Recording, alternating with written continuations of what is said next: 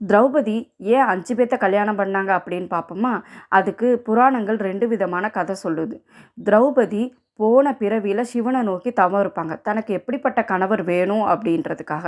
சிவன் வந்து அந்த தவத்துக்கு மெச்சி திரௌபதி முன்னாடி வந்து நிக்கும்போது, திரௌபதி கேட்பாங்க, "எனக்கு தர்மம் பற்றி அறிந்த கணவரா வேணும்" அப்படிம்பாங்க. அதுக்கு ததாஸ்துன்னு சொல்லுவாங்க. 1000 யானை பலம் கொண்ட வீரன் வேணும் அப்படிம்பாங்க. அதுக்கும் ததாஸ்துன்னு சொல்லுவாரு. வில் வித்தைகள் தெரிஞ்சவனா இருக்கணும் அப்படிம்பாங்க. அடுத்தது வந்து சர்வ சாஸ்திரங்களும் தெரிஞ்சவனா இருக்கணும் அப்படிம்பாங்க. அதுக்கும் எல்லா உயிரினங்களுக்கிட்ட அன்பு செலுத்துறவனா இருக்கணும் அப்படின்னு 5 விதமா கேட்பாங்க. அவங்க 5க்கும் ததாஸ்து ததாஸ்துன்னு சொல்லிருவாரு. அதனால 5 கணவன்கள அவங்க அடையணுங்கிறது விதி. அதே இந்த பிறவியில நடக்கணும் அப்படின்றதுக்காக ஒரு நிகழ்வு நடக்குது அவங்களுக்கு. எப்படின்னா, அர்ஜுனன் வந்து ஒரு வில்வித்த போட்டி நடக்கும். அதில திரௌபதிக்கான சுயவரத்தில அர்ஜுனன் ஜெயிச்சு, திரௌபதிய ஜெயிச்சு கூட்டிட்டு வரையில, அவங்க அம்மா வந்து சாமி கும்பிட்டுட்ருப்பாங்க, கண்ண மூடி உட்காந்து. அப்ப அர்ஜுனன் வந்து, "நான் ஒரு பொண்ண கூட்டிட்டு வந்திருக்கேன்னு" சொல்ல மாட்டான்.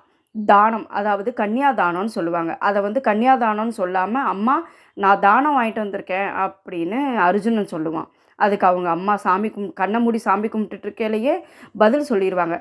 கொண்டு வந்த தானத்த 5 பேரும் பங்கு போட்டுக்கோங்கன்னு சொல்லிருவாங்க. அவங்களுக்கு எல்லாம் ஒரே அதிர்ச்சி ஆயிடும். ஏன்னா, அவங்க அம்மா வாயிலேருந்து வர்ற ஒரு வார்த்தை ஆனாலும் நல்லதோ, கெட்டதோ அவங்க மீற மாட்டேன்னு சபதம் எடுத்திருப்பாங்க. அதனால அவங்க அம்மா சொன்னத செஞ்சே ஆவணுன்ற கட்டாயம். அதனால வேற வழி இல்லாம 5 பேரும் அவங்கள கல்யாணம் பண்ணிக்குவாங்க. இந்த காரணத்தால தான் கல்யாணம் பண்ணாங்க.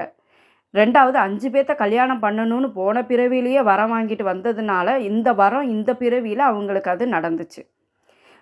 இதனால தான் அவங்க 5 பேத்த கல்யாணம் பண்ணாங்க.